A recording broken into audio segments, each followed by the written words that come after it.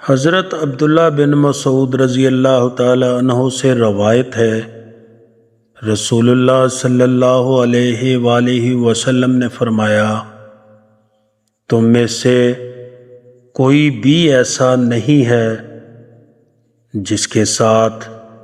جنات میں سے ایک جن نہ لگا دیا گیا ہو۔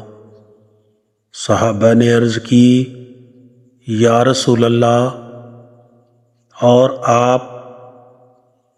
رسول اللہ صلی اللہ علیہ وآلہ وسلم نے فرمایا،